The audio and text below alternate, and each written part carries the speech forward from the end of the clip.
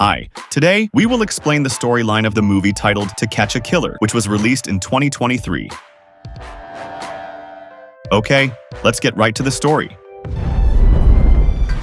A group of people are enjoying a party, dancing, and drinking at various locations, from apartments to an ice skating rink. Suddenly, the festive atmosphere turns into chaos as several gunshots ring out, striking the people who were having a good time. After the stroke of midnight, we have quite a party. Elsewhere, a police officer named Eleanor Falco hears an emergency call from headquarters instructing all officers handling non-critical cases to gather at Hopkins Plaza. Without hesitation, she rushes to the scene, along with other patrol officers. On the way, the radio reported that there were now 25 victims, 17 of whom were dead. The shooter was reported to be at a port, and officers who saw him were asked to report immediately. Not only ground patrols, but the police also sent air patrols via helicopter to monitor the emergency zone. The radio continued to broadcast updates on the number of victims found. When she was in an elevator in an apartment building, a teenage boy named Jonah Miller had been found dead in apartment 9B, and a police team was dispatched to clear the room immediately. Hearing this news, she became even more frantic. She rushed to the apartment and found other guests who were still alive and hysterical. Eleanor quickly turned off the lights, then approached Jonah's mother. With a heavy heart, she asked Jonah's mother to turn her son's body over immediately. Meanwhile, to avoid more casualties, the police radio instructed all residents to turn off the lights, stay away from windows, and remain inside their homes. Shortly afterward, officers analyzed the bullet trajectory at the scene. It was reported that one bullet had struck the north-facing window, penetrated the victim's head, and then struck the wall at a downward angle of 23 degrees. All units were ordered to stand by, while Eleanor watched as officers analyzed the direction of the gunfire using a laser device that crossed from one building to another, specifically the 17th floor of the apartment building across the street, the Fairmont Regencies. At that exact moment, the targeted room exploded, and a helicopter immediately flew toward Redwood Street, the target location, while all civilian aircraft were ordered to clear the area. Eleanor rushed to check the situation. However, other police officers were evacuating residents from the apartment building. Eleanor tried to prevent them from wandering outside. It's a relative calm before the storm. In vain, she asked her colleague directing the people, saying she was worried that their actions might allow the perpetrator to escape. Eleanor's colleague thought otherwise. He was more worried that the perpetrator planned to blow up the entire building. Eleanor finally told him to record every face on his cell phone in case one of them turned out to be the perpetrator. Meanwhile, fire trucks drove down the street to put out the fire in the room that had exploded. Not only that, but the SWAT team also accompanied them. Eleanor followed the officers up the emergency staircase. After breaking into the room, the officers reported that there were no casualties inside, and the fire was easily extinguished. Eleanor, who was unaccustomed to such a situation, suffered a panic attack and fainted. When she came to, an FBI agent gave her oxygen and ensured she was okay, then called medical personnel to check her condition. Shortly afterward, FBI agent Lammark arrived at the scene. He immediately asked Officer Mack for information about the room's occupant. Mack explained that the apartment's owner was a Norwegian man working as a financial advisor. Currently, the man was in Oslo and claimed he had never lived in the condominium. He had acquired it through debt repayment and was attempting to sell it. After receiving enough oxygen, Eleanor got up to return to duty.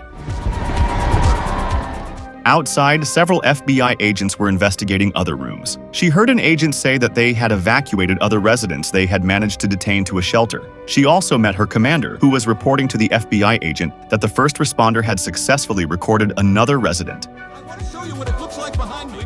Although it was a smart move, Eleanor was still blamed for wasting the medical personnel's time, who should have been attending to other victims across the city. For that, Eleanor apologized and promised not to repeat it. Meanwhile, FBI agents searched the entire condominium without a formal warrant, instead asking residents for permission directly. If anyone seemed suspicious, they would immediately detain them. At a separate location, Commander Jackson from the Baltimore Police Department announced that they would collaborate with Agent Lammark from the regional FBI office to investigate the shooting case. Lammark then stepped forward to give instructions to the officers in the office, saying that their desks would be filled with various pieces of evidence, some of which could be inaccurate or false. They would also hear many opinions, but he emphasized that opinions were not facts, so they had to keep certain preconceptions in mind when classifying evidence. Lammark also provided examples of common biases heard in the field, such as the suspect wants to be arrested, but this bias does not align with the shooter in this case. The shooter killed 29 people, and every shot was precise, leaving no traces of the shooting, such as bullet casings, hair, or fingerprints. The shooter was very meticulous and clearly did not want to be caught. The second bias, according to Lammark, is that the suspect is a member of a terrorist group. All terrorist groups that might have done this would rush to confess, but so far, no one has come forward. The third assumption, and the one that crossed Lammark's mind, is that the perpetrator is a maniac. He agreed with this, but the problem is that personality disorders are very broad, and anyone in the room could be a suspect. For this reason, a police officer must remain objective and remember that criminals are also ordinary human beings. After hearing Lammark's speech, Eleanor went to the kitchen to distribute coffee to the officers. She returned to the kitchen and saw her colleague watching the news on TV. Eleanor's colleague felt that the perpetrator deserved a harsh punishment, but Eleanor felt that the perpetrator did not simply want to commit a crime, but was seeking relief, like swatting a mosquito. At that moment, Lammark appeared at the door and overheard their conversation. He asked the police to focus on catching the perpetrator and leave the punishment to the judge. Eleanor's colleague apologized for his opinion, then excused himself. Meanwhile, Lammark was intrigued by Eleanor's opinion that the perpetrator was swatting a mosquito. Eleanor said it was just her feeling. She suspected the perpetrator would repeat his actions until he felt satisfied. Lammark asked again, if that was the case, why did the perpetrator suddenly stop? Eleanor answered that the perpetrator might be full, and when he gets hungry again, he will repeat the shooting. Lammark was impressed by Eleanor's thinking and asked her name before leaving. After that, Eleanor returned to her apartment, feeling exhausted from the day, and decided to go swimming to calm her mind. No moral ambiguity about it. Eleanor was awakened by a call from Jackson in the early morning. He said Lammark wanted to meet immediately at a cafe. Eleanor panicked and got up quickly. Shortly after, she arrived at the cafe and saw Lammark engaged in a heated discussion with a colleague named Jesse about plans to implement a curfew. They couldn't reach an agreement, and the discussion ended. Lammark then invited Eleanor to sit in front of him. Without beating around the bush, Lammark stated that he believed Eleanor could become a skilled detective because she could read the patterns of criminals. Not only that, Lammark also invited Mac to join their discussion. Lammark then informed Eleanor that she would now work as a liaison between Lammark and the police. Thus, Eleanor's task was to manage the information Lammark needed. He did not trust anyone else and only trusted Eleanor and Mac. Lammark then took Eleanor and Mac to the office for a meeting. At the beginning of the meeting, Mac revealed that the apartment complex had 12 surveillance cameras whose recordings were automatically overwritten every 72 hours. If the perpetrator entered during that time, they could easily go unnoticed. Additionally, there are 3 blind spots in the service room and the second-floor hallway window. Currently, his team is sorting through all the events based on phone recordings and drone surveillance footage, totaling 300 hours. Their next task is to clean and cut the footage in order. Meanwhile, the building agent is reviewing all records from the past 6 months, and he and his team are willing to be interrogated tomorrow morning. Mac also explained that there are no landline phones, cable TV, or Wi-Fi in the condominium suspected to be occupied by the perpetrator. The property owner painted the condominium before the pandemic, but they have not yet interrogated the painters and are currently tracking them down. Lammark then requested information from Krupp, male, who stated that he had identified all the residents' profiles, and the counter-terrorism department is processing them. Hearing this, Lammark felt offended because it was done without his permission as the operation leader. Krupp added that Frank Graber had requested the action be taken. He argued that Frank's team had twice as many resources as they did, so he believed it would speed up the investigation. However, Lammark remained unconvinced and warned Krupp to always ask for his permission first. After that, Lammark asked another of his men, Marquand, male, if he had spoken to the counterterrorism department. Marquand said he would never speak to the counterterrorism team, but shockwave analysis found an M14 hand grenade. He also explained how the perpetrator had lit the gas before pulling the grenade pin and leaving the scene. The perpetrator was also suspected of having attempted to break into the room using various keys he possessed. Now, the ballistics team has allocated funds to examine data from the sniper weapon systems used in the Vietnam War and the Gulf War. The data coverage was updated in 1975, but the weapon used by the perpetrator appears to be an authentic weapon over 40 years old. If that's the case, Marquand said it's a problem. They must conduct a manual process, matching each piece of evidence with military archives across all states. Lammark then asked what the Army does with weapons that are no longer in use. Mac replied that weapons still in good condition are handed over to local law enforcement, while the rest are dismantled and redistributed to Allied forces worldwide. No moral ambiguity about it. Eleanor, who had been silent all along, asked who dismantled the weapons. Mac explained that the warehouse guards were authorized to do so. However, Eleanor added, Who actually verified that the weapons were destroyed? Mack himself did not know. Lammark finally closed the meeting by instructing the team to obtain data on active warehouse guards, missing weapons, and guards who had suffered psychological trauma. After the meeting, Eleanor and Mack followed Lammark to the morgue. Eleanor told Mack that she felt Lammark was being overly paranoid in selecting the team. Mack countered that it was only natural since Lammark wanted full credit for his efforts. The three of them stood in silence, looking at the row of bodies that, according to the staff, were missing several body parts. Lammark concluded that the perpetrator was highly skilled, possibly military trained or a high-level athlete. Eleanor and Mack agreed that the perpetrator must be a man, but they disagreed on whether the shooting was premeditated. Eleanor analyzed that the perpetrator shot spontaneously because he entered without permission, and the victims also had no pattern, meaning they were chosen at random. While investigating the victims, a police officer suddenly entered and reported that the perpetrator had been caught. Hearing this, Lammark, Mack, and Eleanor rushed to the apartment building. They were immediately greeted by Frank Graber, who explained that the FBI was interrogating every resident, but suddenly a young boy set off the alarm. When they were about to ask him why, the boy locked himself in his apartment and threatened to kill everyone. Frank then added that the boy was bullied at school, had personality problems, often watched ISIS videos, and liked to play violent games. Not to mention, his uncle had taken him to a gun club. The boy could have climbed onto the ledge and was familiar with the building, but Eleanor was still unsure. Hearing this, Frank grew anxious because an unknown party was interfering in his operation. He also told Lammark not to protest the steps he had already taken. Meanwhile, Frank's men had already broken into the young man's apartment. The man immediately defended himself and tried to escape by breaking the apartment window. Seeing this from below, Eleanor shouted for the team to prepare a mattress for the landing, but it was too late. The young man jumped recklessly and landed hard on the ground. Different genders, different race. Despite this, Frank admitted he couldn't find the suspected weapon, and Lammark deemed it an extraordinary failure, especially since Frank acted without concrete evidence. Frank also concluded that the young man decided to jump because his reputation as the son of an Arab family had been tarnished by the radio broadcast that aired during the incident. This is where the tenants of 12 Back at the office, Lammark received a report that Mack had managed to contact 3 painters suspected of being the perpetrators: Rodney, Abraham, and Dimitri. Rodney was in the interrogation room with his infant child, but his alibi was strong, and he had numerous selfies proving that he was with his wife watching fireworks that night. Meanwhile, Abraham admitted he was at his in-laws' house, partying with the family, but didn't keep any photos. Dimitri claimed he was alone in his apartment and had called his father.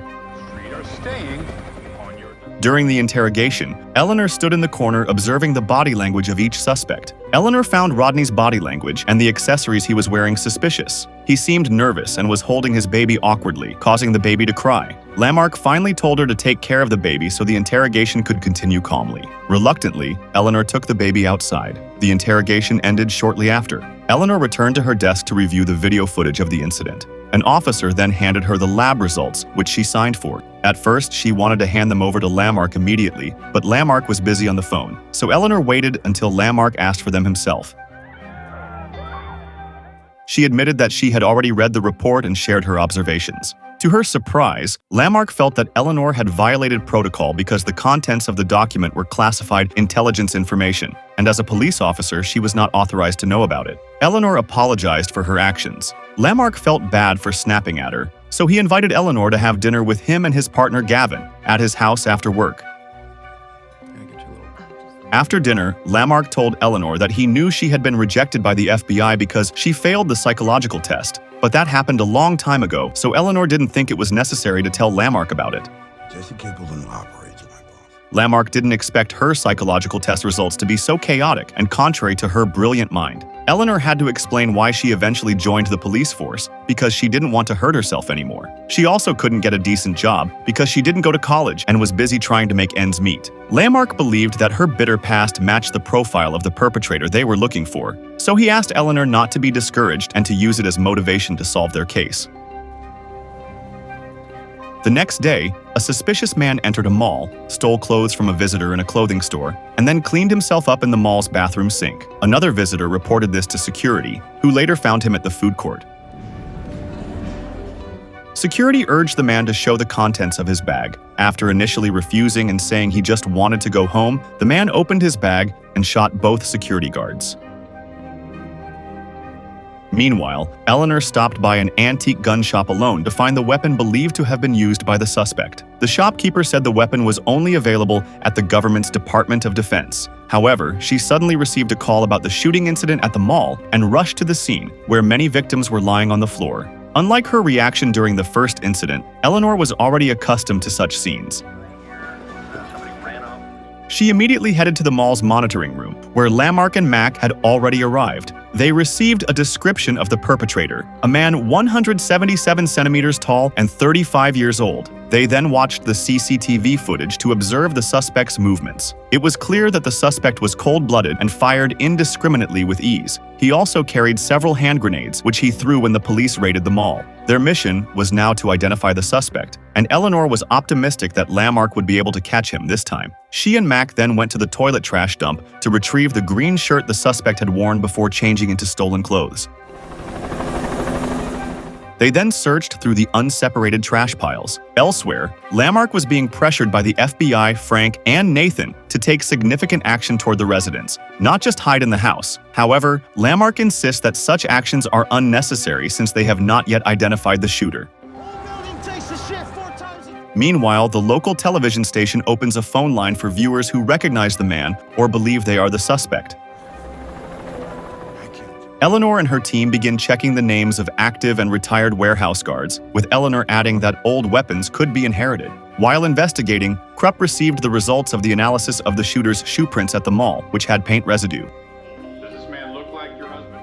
Eleanor grew suspicious of Rodney again and checked his files on the computer. Shortly thereafter, Mack read the results of the analysis of the green shirt from the trash, which found hair and scalp particles, but no fingerprints.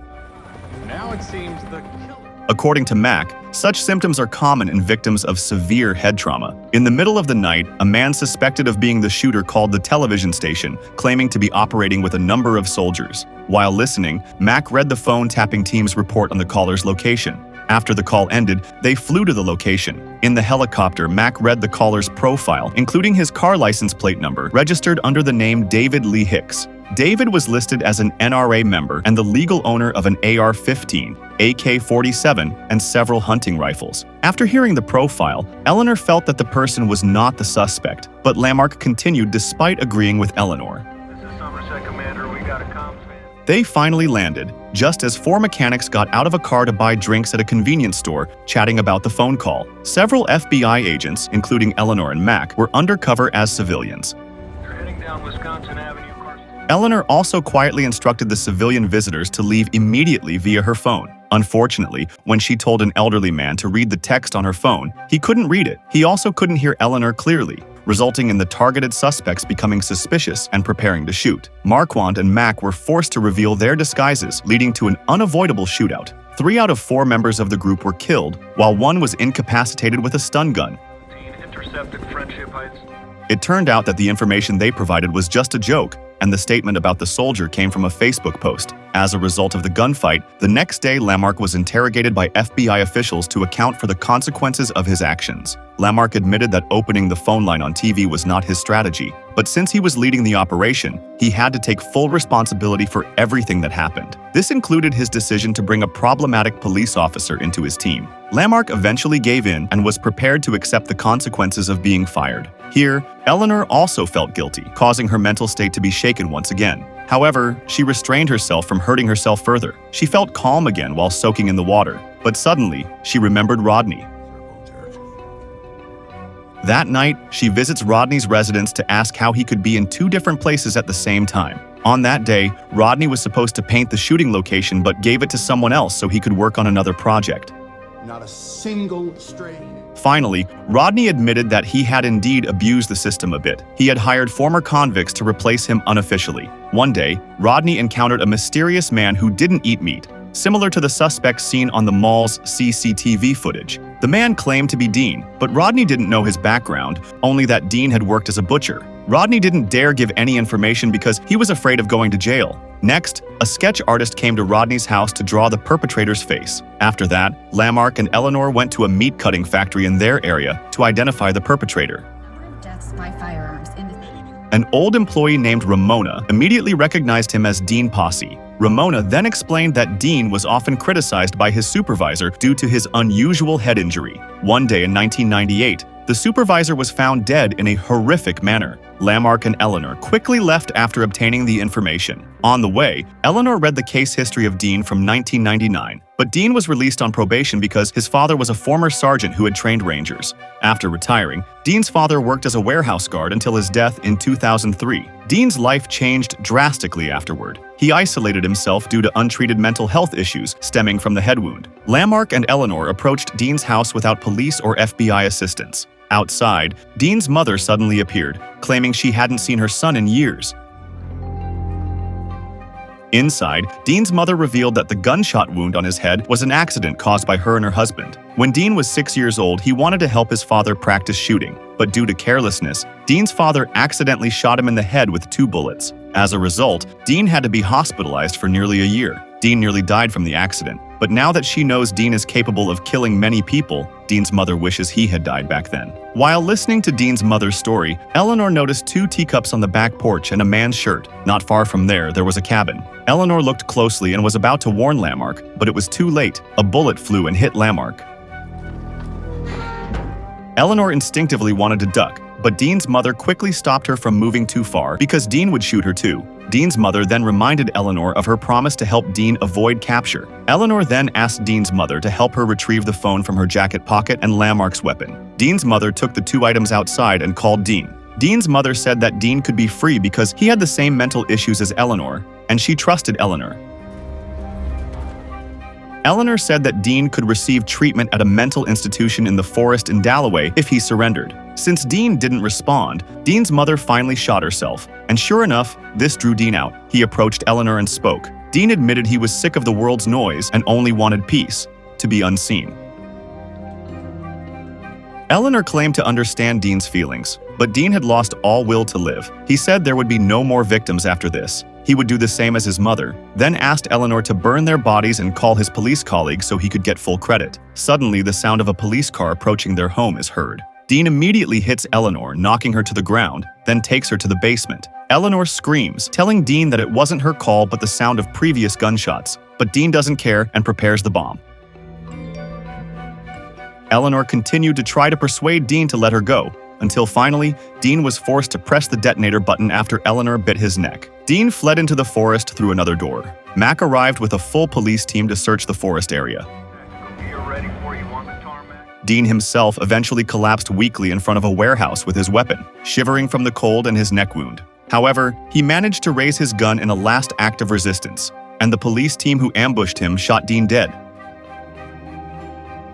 The next day, Eleanor was offered a position as an intelligence analyst on the condition that she sign a non-disclosure agreement regarding the original incident and admit that the arrest was the work of the FBI and the police. Eleanor initially refused to sign, then asked them to award Lammark a posthumous bravery medal and transfer Lammark's pension to his partner, Gavin. Eleanor declined the analyst position but requested to be made a special agent. The 2 FBI officials quickly agreed to the terms.